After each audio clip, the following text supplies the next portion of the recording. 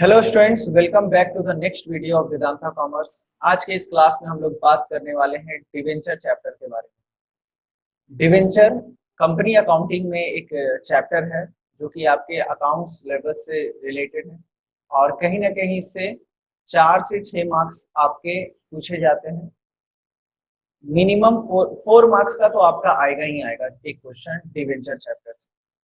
तो डिवेंचर की बात करें तो काफी रिलेवेंट है, काफी मिलता जुलता है शेयर से, है ना।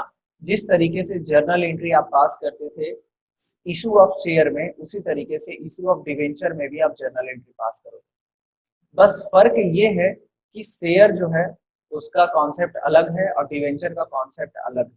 आपको पता है शेयर जो है वो ओनर्स फंड होता है एंड डिवेंचर जो है वो बोरोड फंड होता है।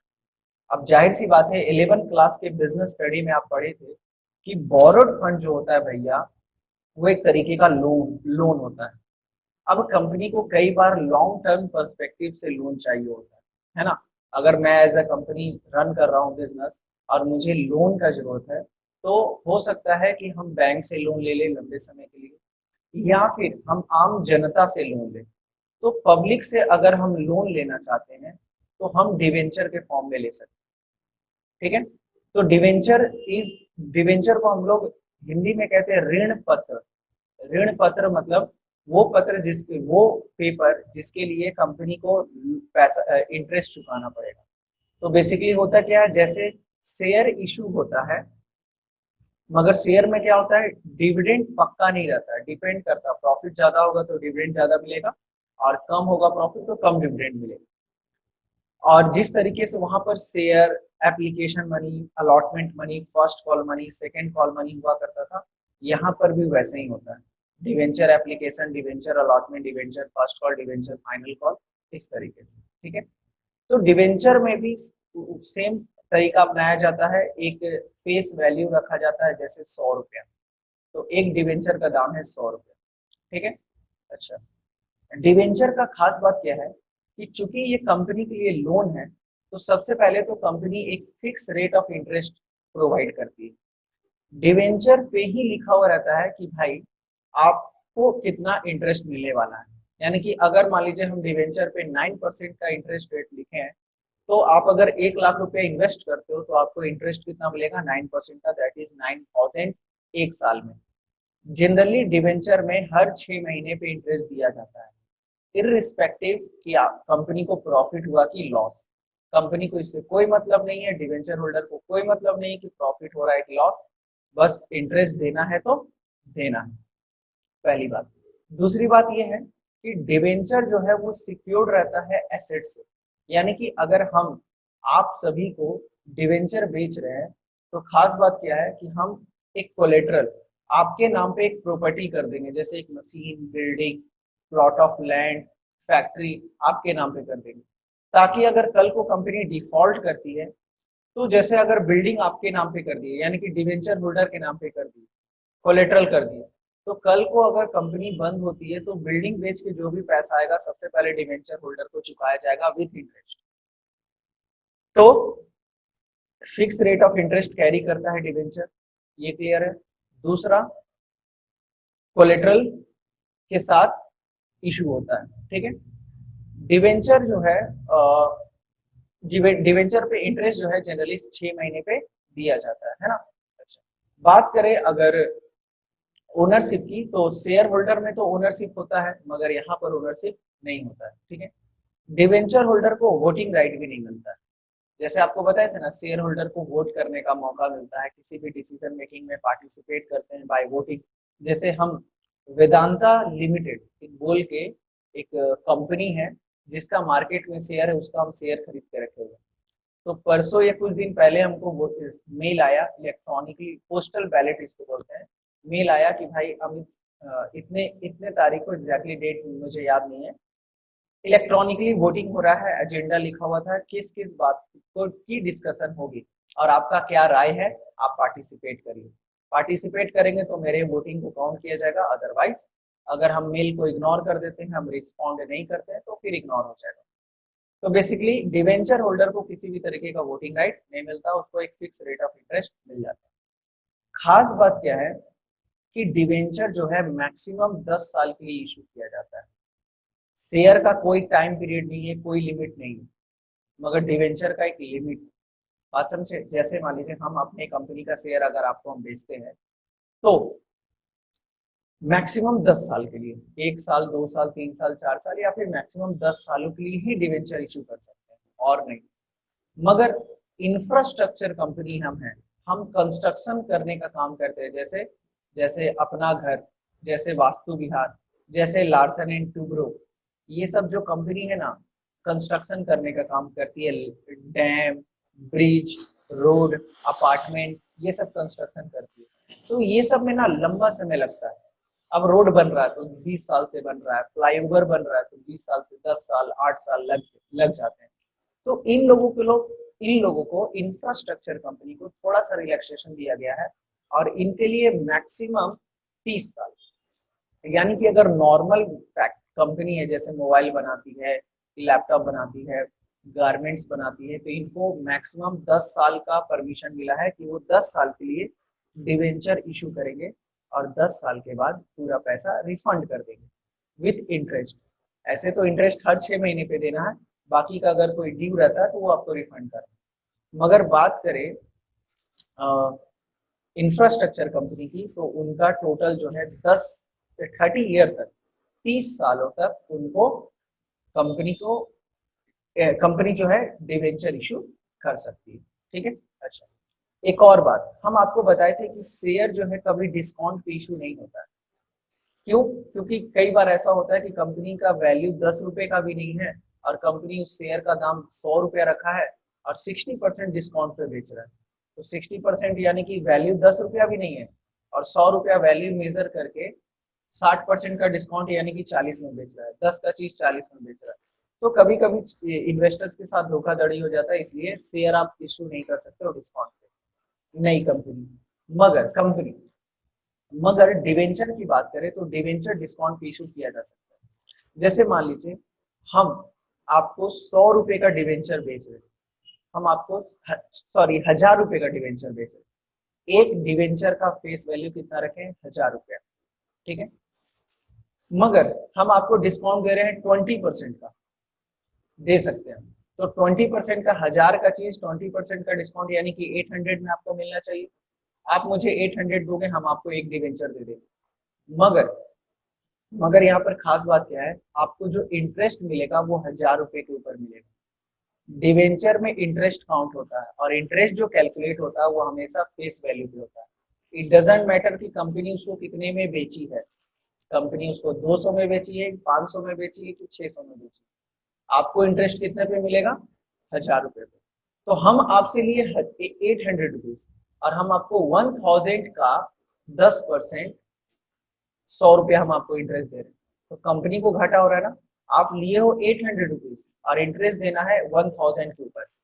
तो अगर कंपनी डिस्काउंट पे बेचता भी है तो इंटरेस्ट तो कंपनी को देना पड़ेगा आपका फेस वैल्यू पे। अच्छा, रिडम्पशन की बात करें, रिडम्पशन कहने का मतलब जैसे 10 साल पूरा हो गया तो हम अपना डिवेंचर आपसे वापस लेंगे और आपको पैसा वापस कर देंगे। सिंपल सा बात है। हम अगर डिवेंचर इशू किए हैं तो हम आपसे पैसा लेंगे और डिवेंचर आपको दे देंगे। 10 साल होने के बाद हम आपसे डिवेंचर वापस ले लेंगे और आपको पैसा आपका वापस कर देंगे। तो कई बार 10 साल होता है, कई बार 5, कई बार 4 year, 3 year, 2 year, 1 year, depending upon companies need. ठीक है। अब कंपनी को मात्र 1 साल का जरूरत है तो कंपनी ना डिवेंचर इशू करने वक्त ही बता देती है कि डिवेंचर कब रिडीम होगा और इस डिवेंचर पे आपको कितना रिडम्पशन का अमाउंट मिलेगा। जैसे कभी कभी क्या होता है, डिवेंचर 100 रुपए का इशू कर रही है, मगर कंपनी अट्रैक्ट करने के लिए बोलता है कि देखिए सरकार, 100 रुपए का डिवेंचर बेच रहे हैं, आप जितना इन्वेस्ट करेंगे, 1 लाख, 2 लाख, 3 लाख, जितना भी इन्वेस्ट करेंगे, आपको 11% का इंटरेस्ट मिलेगा। मार्केट में इससे ज्यादा कहीं नहीं मिलेगा आपको। पहला अट्रैक्ट करने का। और दूसरा कहेगा, एक डिवेंचर पे हम लेंगे 100 रुपया और देंगे 105 रुपया। सिंपल सा फंडा है। मतलब इंटरेस्ट मिलेगा होल्डर को, वो एक अलग फायदा, इन्वेस्टर को जो इंटरेस्ट मिलेगा वो एक अलग फायदा, और रिडम्पशन के समय जितना वो डिवेंचर लेगा हर डिवेंचर पे 5 रुपए एक्स्ट्रा। तो कहीं ना कहीं इस प्रकार से लोगों को अट्रैक्ट करती है कंपनी अपने डिवेंचर को इशू करने वक्त। ठीक है, चलिए अब कुछ बुक के हिसाब से देखते हैं और देखते हैं कि और क्या क्या कॉन्सेप्ट्स है डिवेंचर में। तो सबसे पहले कंपनी अकाउंटिंग में इशू डिवेंचर की बात करें तो आपको इस चैप्टर में क्या क्या पढ़ने को मिलेगा ये समझते हैं। ठीक है, तो देखिए, after studying this chapter you would be able to understand meaning and feature of debenture. बहुत हद तक समझाने का कोशिश की है आपको। फिर उसके बाद कह रहा है टाइप ऑफ डिवेंचर, डिवेंचर के कितने टाइप्स होते हैं ये आपको बताएंगे हम। शेयर एंड डिवेंचर के बीच में डिफरेंस बताएंगे, हालांकि काफी सारे डिफरेंसेस हम ऑलरेडी डिस्कस कर चुके हैं। डिवेंचर को इशू किया जाता है एट पार, मतलब 100 का 100 में, 100 का 120 यानी कि प्रीमियम, और डिस्काउंट पे भी बेच सकते हैं। Issue of debenture for consideration other than cash, है ना। से consideration other than cash share में पढ़े थे ना, उसी तरीके से यहाँ पर भी है issue of debenture consideration other than cash, है ना। मतलब कोलेटरल सिक्योरिटी के तौर पे भी आप इशू करते हो। अकॉर्डिंग, है ना, accounting for issue of debenture consider, है ना, कंडीशन रिडम्पशन के बारे में, interest of debenture and discount के बारे में। ठीक है, तो चलिए बेसिकली आपको ये आपका कंटेंट है। आज कुछ पढ़ेंगे और कुछ धीरे धीरे रोज पढ़ते चले जाएंगे, है ना।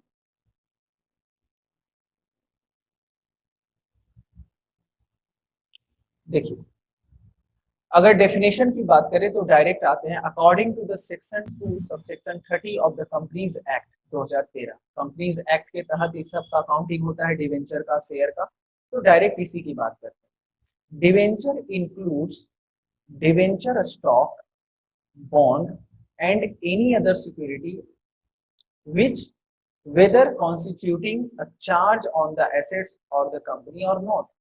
हर वो सिक्योरिटी जो एक डेट क्रिएट करे, बॉन्ड हो, सिक्योरिटी पेपर हो, इट डजेंट मैटर कि उसके ऊपर किसी भी तरीके का चार्ज है कि नहीं। चार्ज कहने का मतलब क्या होता है, जैसे मान लीजिए हम अपने मोबाइल को गिरवी रख के हम आपसे लोन ले लिए। जैसे हम अपना हम आपसे 10,000 रुपया लिए और हम अपने मोबाइल का पेपर आपको दे दिए, बोले कि देखो भाई अगर कल को हम पैसा नहीं देंगे, आप ये पेपर रखो प्रूफ के तौर पे, आप मेरा मोबाइल छीन कर लेके चला जाना।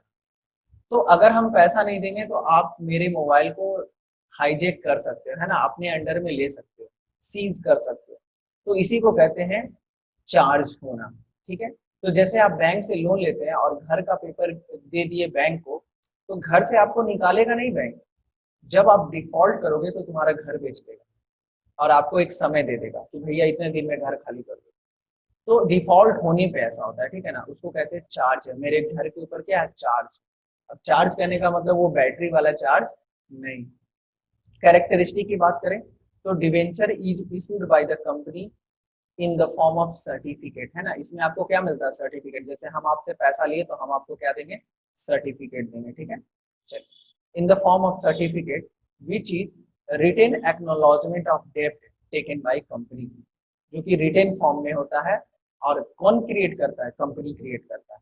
अ debenture is issued under seal of the company, company का सील मतलब कि सिग्नेचर के साथ इशू किया जाता है। It contain a contract for the repayment of principal at specified date। ये रीपेमेंट की बात करता है। जैसे जो कॉन्ट्रैक्ट है तो कॉन्ट्रैक्ट में क्या लिखा हुआ रहेगा, ये लिखा हुआ रहेगा कि कब रीपेमेंट करना है और किस डेट को रीपेमेंट करना है, कितना इंटरेस्ट का चार्ज रहेगा। फिर जो हम आपको बताए थे, कंपनी 10 साल से अधिक के लिए इशू नहीं कर सकती है, मगर इंफ्रास्ट्रक्चर की कंपनी है तो वो मैक्सिमम कितना साल के लिए कर सकती है, 30 साल के लिए। मतलब कोई नॉर्मल कंपनी है तो वो 10 साल के लिए इशू करेगा, पर इंफ्रास्ट्रक्चर कंपनी है तो वो 30 साल के लिए कर सकता है। ठीक है, अच्छा, जनरली तुम कोई भी डिवेंचर देखोगे ना तो उसका नाम रहेगा ऐसे, 15% डिवेंचर, 10% डिवेंचर, 8% डिवेंचर। तो सर इसको क्या कहते हैं, इसको बोलते हैं बाबू कूपन रेट। इसको क्या बोलते हैं, कूपन रेट।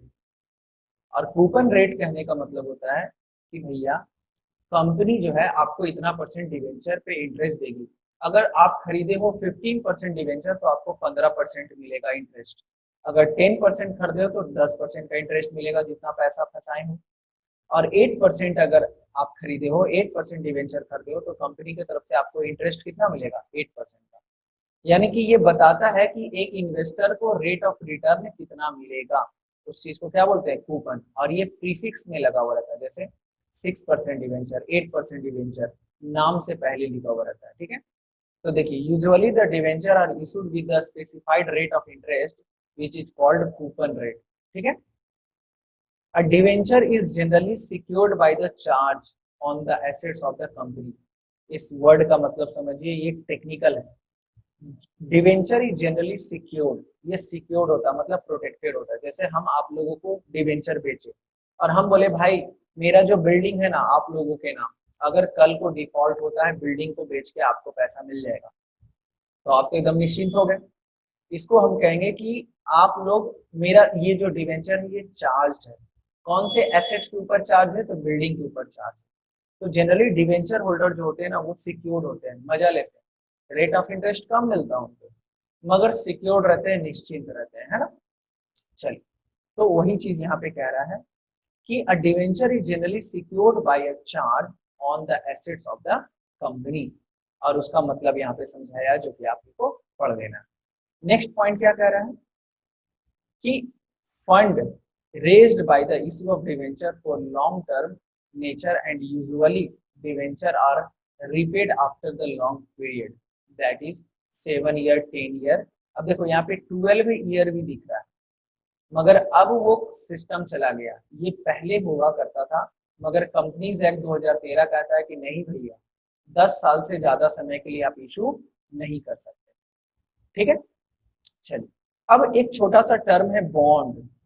कौन सा बॉन्ड, जेम्स बॉन्ड नहीं, सिर्फ बॉन्ड। एक तो होता है ना 007 बॉन्ड, वो वाला भी बॉन्ड है। बॉन्ड यहाँ पे कहने का मतलब है, देखो डिवेंचर का ये भाई है, कौन है, बॉन्ड, ठीक है। जस्ट लाइक एकदम दोनों सिमिलर है, ज्यादा डिफरेंस नहीं है। बस डिफरेंस ये है कि डिवेंचर में ना रेट ऑफ इंटरेस्ट पहले से फिक्स रहता है, जैसे 15% डिवेंचर, 12% डिवेंचर। मगर बॉन्ड में क्या होता है ना, बॉन्ड में क्या होता है जनरली कभी कभी कि आपको लिख देगा zero coupon bond, zero coupon bond. इसका क्या मतलब है, जीरो कूपन बॉन्ड के बारे में पहले आपको समझाएं, फिर से एक बार समझा दें। जैसे मान लीजिए हम ये जो बॉन्ड है, हम बॉन्ड इशू कर रहे हैं, कितने का, तो वैल्यू है, एक पेपर है, कंपनी का उसमें नाम है, सिग्नेचर है और सारा डिटेल है, और इस बॉन्ड का वैल्यू है 1 लाख रुपया। जो कोई भी खरीदेगा उसको 80,000 रुपीज पे करना पड़ेगा। कितना पे करना पड़ेगा, 80,000 रुपीज। और ये कितने साल के लिए वैलिड रहेगा, 5 ईयर के लिए, छोड़ो 5 ईयर ज्यादा हो गया, 2 ईयर के लिए वैलिड रहेगा। यानी कि आज आप मुझे 80,000 दीजिए, हम आपको ये बॉन्ड हैंड ओवर करेंगे, 2 साल के बाद आइएगा और आपको ये बॉन्ड आपसे हम वापस ले लेंगे और आपको 1 लाख रुपया देंगे। तो कहीं ना कहीं ये जो बीच का डिफरेंस है, इसको हम क्या बोलते हैं, बॉन्ड बोलते हैं, मतलब इनकम बोलते हैं। अब आप खरीदे 80 में, मिला 1 लाख रुपया, तो आपको एक 20,000 का बेनिफिट मिल गया 2 सालों में, ठीक है। इसी चीज को हम क्या बोलते हैं, बॉन्ड, ठीक है। अच्छा, जनरली बॉन्ड की बात करें तो पहले सिर्फ सरकार इशू करती थी, गवर्नमेंट, है ना। बॉन्ड कौन इशू करता था, डिवेंचर प्राइवेट कंपनी इशू करती है, जनरली संस्था इशू करती है। मगर बॉन्ड जो है सिर्फ इंडियन गवर्नमेंट, या तो स्टेट गवर्नमेंट या तो सेंट्रल गवर्नमेंट। मगर अब जो है प्राइवेट कंपनी या फिर संस्था, सरकारी कंपनी भी बॉन्ड इशू करने लगी है और जनता से पैसा मांगने लगी है। तो बॉन्ड और डिवेंचर में बस इतना डिफरेंस है कि बॉन्ड में जो है ना जनरली रेट ऑफ इंटरेस्ट जो है वो नहीं लिखा हुआ रहता है, वो आपको डायरेक्ट बता देगा कि इतना का बेनिफिट मिलेगा, 1 लाख लगाइए, 1,50,000 पाइए 5 साल के बाद, 3 साल के बाद। इसी को कहते हैं डीप डिस्काउंट बॉन्ड या फिर जीरो कूपन बॉन्ड, ठीक है। तो देखिए, it is very similar to the debenture. Traditionally bonds have been issued by government, government के द्वारा इशू किया जाता था, but nowadays these are being issued by the various semi government and non government organization। मगर आज के date में सरकारी और गैर सरकारी संस्था के द्वारा भी इशू किया जाता है। The main distinction between debenture and bond is with respect to rate of interest. Interest के हिसाब से होता है। Debenture are issued with fixed rate of interest, है ना। डिवेंचर में 12%, 6%, 9% रहता है। Whereas bond can be issued without predetermined rate of interest in case of deep discount and zero coupon. Zero coupon bond है, deep discount bond है। तो ये सब में क्या होता है, जनरली रेट ऑफ इंटरेस्ट बताया हुआ नहीं रहता, बस आपको अमाउंट बता देगा कि इतना आपको मिलने वाला है मैच्योरिटी के दिन। ठीक है, चलो नेक्स्ट टॉपिक आपका कह रहा है टाइप्स ऑफ डिवेंचर। डिवेंचर का टाइप क्या है, एकदम आसान है, सिक्योर्ड या फिर मॉर्गेज डिवेंचर। अगर हम अपना कंपनी का डिवेंचर आप लोगों को बेच रहे हैं और बदले में हम अपने एसेट्स को चार्ज कर दिए, आपके नाम पे कर दिए, ठीक है, चार्ज कर दिए या फिर आपके नाम पे कर दिए, तो हम आप कह सकते हो कि आप जो खरीदे हैं वो है मॉर्गेज डिवेंचर या फिर सिक्योर्ड डिवेंचर। ठीक है, यानी कि हम आपको डिवेंचर बेचें और आप कहोगे कि सर हमको तो सिक्योरिटी चाहिए। हम बोले भाई देख तुम लोग के नाम पे ये बिल्डिंग कर दे रहे, कल को अगर कंपनी लॉस में जाती है बिल्डिंग बेच कर आपको पैसा मिल जाएगा, तो आप कहोगे कि हाँ हम लोग जो डिवेंचर खरीद रहे हैं वो सिक्योर्ड डिवेंचर। अनसिक्योर्ड डिवेंचर या फिर नेकेड डिवेंचर, ये क्या होता है, उल्टा। अगर किसी भी तरीके का कोलेटरल नहीं है, किसी भी तरीके का चार्ज नहीं आपको मिल रहा है, प्रोटेक्शन नहीं मिल रहा है, तो वो डिवेंचर को आप क्या बोलोगे, अनसिक्योर्ड डिवेंचर बोलोगे या फिर नेकेड डिवेंचर बोलोगे। ठीक है, देखिए नेक्स्ट है आपका रजिस्टर्ड डिवेंचर। रजिस्टर्ड डिवेंचर मतलब जैसे आप डिवेंचर खरीदे, ठीक है, और इस डिवेंचर के ऊपर आपका नाम लिखा हुआ, आपका डिटेल लिखा हुआ, तो इसको कहेंगे, है ना। या फिर डिवेंचर के ऊपर नहीं लिखा था, जनरली होता क्या है ना कि कंपनी जो है वो एक रजिस्टर मेंटेन करती है। जैसे आप आए मेरे पास, बोले सर हमको खरीदना है, हम आपका नाम लिखें, एड्रेस लिखें अपने रजिस्टर में कंपनी के पास आपका डिटेल है, आपके पास कितना शेयर है, कितना डिवेंचर है सॉरी, और रेट ऑफ इंटरेस्ट वगैरह क्या है। तो अगर कंपनी के पास आपका डिटेल है, जो जो खरीदा उसका डिटेल है, तो उसको कहते हैं रजिस्टर्ड डिवेंचर। ठीक है, अच्छा इस केस में होता क्या है, पंगा क्या होता है कि अगर आप रजिस्टर्ड डिवेंचर खरीदे हो ना, तो मान लीजिए आप हमसे एक बार खरीद लिए और कल को आपको पैसे की जरूरत पड़ी, आप किसी को बेचना चाहते, तो फिर कंपनी के पास आपको आना पड़ेगा, कंपनी को इसके बारे में बताना पड़ेगा, एंट्री करवाना पड़ेगा कि हाँ मेरा नाम मोहन है और हम अब सोहन को बेच रहे हैं। तो ये पंगा है, क्योंकि डिटेल है कंपनी के पास, तो वो ट्रांसफर करना पड़ेगा। फ्रीली ट्रांसफरेबल नहीं है। देखिए यहाँ पे क्या लिख रहा है, नॉट फ्रीली ट्रांसफरेबल। क्यों, क्योंकि कंपनी के पास इसका डिटेल है। The name and address of the holder of such debenture are recorded in the registrar of company. ठीक है, रजिस्टर ऑफ डिवेंचर होल्डर, एक डिवेंचर होल्डर का रजिस्टर मेंटेन होता है और वहां पे पूरी की पूरी बातें रिकॉर्ड होती है। ठीक है, तो आपको समझ में आ जाना चाहिए रजिस्टर्ड डिवेंचर का मतलब होता है कि कंपनी का डिटेल आपके पास है, ठीक है ना, कंपनी का डिटेल आपके पास है और कंपनी को जब भी आप कभी भी शेयर बेचोगे तो कंपनी को आपको इंटीमेशन देना पड़ेगा। ठीक है, देखिए और क्या बोल रहा है, और इसीलिए इसको बोला जाता है not freely transferable. The transfer of such debenture require the execution of proper transfer deed. Principal amount and interest on such debenture is paid to the person whose name appear in the company register। और कल को जब time पूरा हो जाएगा तो company उसी को पैसा देगी जिसका रजिस्ट्रेशन है। जैसे मान लो हम as a company registered debenture आपको बेचे, अमन को बेचे, अमन को पैसे का जरूरत था, अमन अंकित को बेच दिया, और अंकित जो है या फिर अमन यहाँ पर आके मेरे पास इसका एंट्री नहीं कराया, तो कल को जब मैच्योरिटी होगा और अंकित लेके आएगा तो हम अंकित को पैसा नहीं देंगे, हम देंगे तो अमन को ही देंगे। तो ये वाला पंगा यहाँ पे। तो जब अंकित खरीद रहा है तो बाखूबी प्रॉपर रजिस्ट्रेशन करना पड़ेगा। पर कभी कभी बियरर डिवेंचर भी होता है। बियरर डिवेंचर मतलब वो डिवेंचर जिसके बारे में कंपनी कोई रिकॉर्ड मेंटेन नहीं करती है। जैसे अब 2000 का नोट, जो भी करेंसी आपके पास होता है वो बियरर डॉक्यूमेंट होता है। करेंसी में किसी का नाम नहीं होता, जिसके पास है वो उसका मालिक। आज मेरे पास है तो हम मालिक हैं, आपके पास चला गया तो आप मालिक हो गए। तो कंपनी चाहे तो बियरर डिवेंचर भी इशू कर सकती है। इसमें किसी भी तरीके का डिटेल मेंशन करने का जरूरत नहीं पड़ता है। नेक्स्ट है रिडीमेबल डिवेंचर। रिडीमेबल डिवेंचर मतलब डिवेंचर रिडीम होगा, और इरिडीमेबल मतलब रिडीम नहीं होगा। अब ये वाला कॉन्सेप्ट लगेगा ही नहीं। क्यों? क्योंकि कंपनी मैक्सिमम कितने साल के लिए इशू कर सकती है? 10 साल के लिए। तो रिडीमेबल इरिडीमेबल वाला कॉन्सेप्ट तो अब अप्लाई होगा ही नहीं। इरिडीमेबल मतलब क्या? आप एक बार डिवेंचर खरीद लिए, आपको कभी पैसा मिलेगा नहीं, बस इंटरेस्ट मिलते चला जाएगा। जब तक है कंपनी तब तक आपको इंटरेस्ट मिलेगा, और जब कंपनी बिकेगी या तो आपको पैसा मिल जाएगा। मगर अब ऐसा फंडा है ही नहीं, क्योंकि मैक्सिमम आप कितने साल के लिए इशू कर सकते हैं? 10 ईयर, और इंफ्रास्ट्रक्चर है तो 30 ईयर। तो ये वाला जो पंगा है इस कॉन्सेप्ट को एलिमिनेट कर देता है। ठीक है। नेक्स्ट है आपका कन्वर्टिबल डिवेंचर। कन्वर्टिबल डिवेंचर क्या होता है? मान लीजिए आप कन्वर्ट करना चाहते हैं। कन्वर्ट करना चाहते हैं मतलब आप खरीदे थे डिवेंचर, मगर आपको लगता है कि नहीं, हमको शेयर लेना चाहिए था कंपनी का, इसी कंपनी का हमको शेयर लेना चाहिए था। तो अगर कन्वर्टिबल नेचर का है तो जो टर्म्स एंड कंडीशन है उसके हिसाब से आप कन्वर्ट कर सकते हो, यानी कि डिवेंचर को शेयर में आप कन्वर्ट कर सकते हैं। बात समझ में आ रहा है?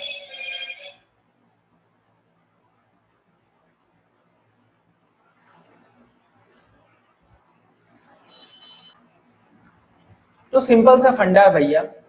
कन्वर्टिबल डिवेंचर मतलब आप अगर शेयर डिवेंचर खरीदे हो तो उसको शेयर में कन्वर्ट कर सकते हो, है ना। पार्सली भी कर सकते हो, आधा, या फिर पूरा भी कर सकते हो, मगर टर्म्स एंड कंडीशन के साथ। जैसे कभी कभी कंपनी क्या देता है, आप अगर कन्वर्ट करना चाहते हैं तो कर सकते हैं, मगर 2 साल के बाद।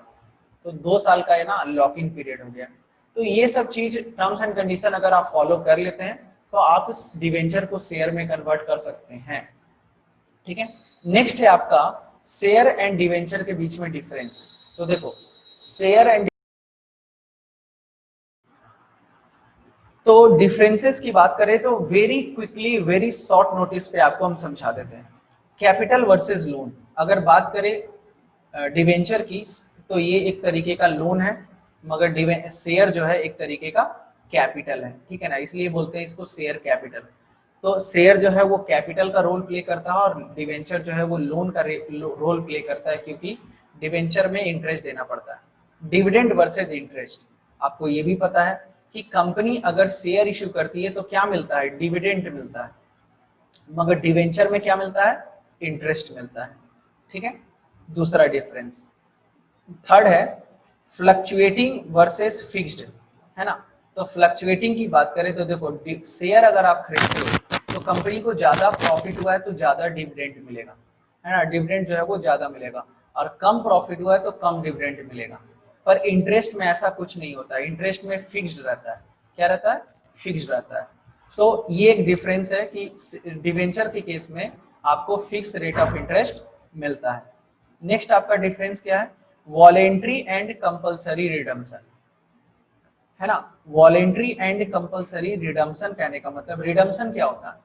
मतलब आप जो पैसा मुझे दिए हो, मेरी कंपनी में जो पैसा लगाए हैं, आपको पैसा वापस जब मिलेगा उसको कहेंगे रिडम्पशन। तो शेयर में जो है, शेयर के केस में रिडम्पशन कंपलसरी नहीं होता। मतलब मान लीजिए हम अपनी कंपनी का शेयर बेच रहे हैं अगर, और आप लोगों को पैसा चाहिए तो आप किसी और को बेच दो, इस तरीके से आपको आपका पैसा मिल जाएगा।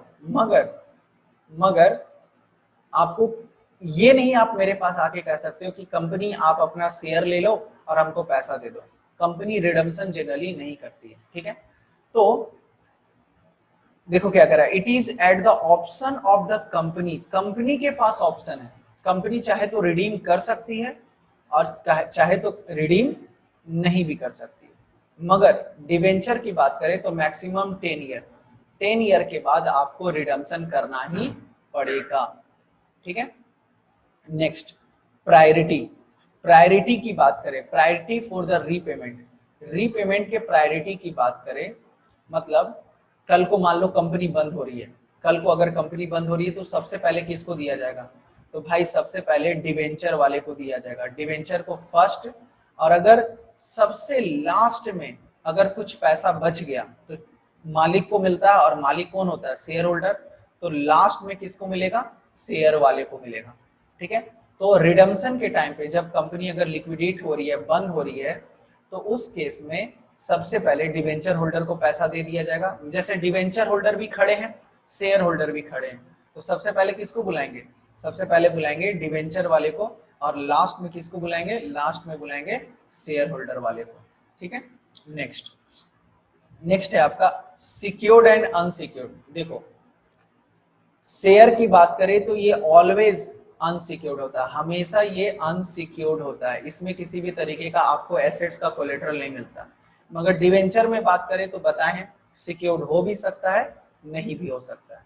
ठीक है, चलिए नेक्स्ट आपका पॉइंट क्या कह रहा है, restriction to the issue of discount. Discount की बात करें तो आपको पता है शेयर को डिस्काउंट पे नहीं दे सकते हैं, ठीक है, तो नो डिस्काउंट, मगर यहाँ पे डिस्काउंट दिया जा सकता है। There are no restriction on the issue of debenture at discount, discount पे इशू करने के लिए कोई रिस्ट्रिक्शन नहीं है।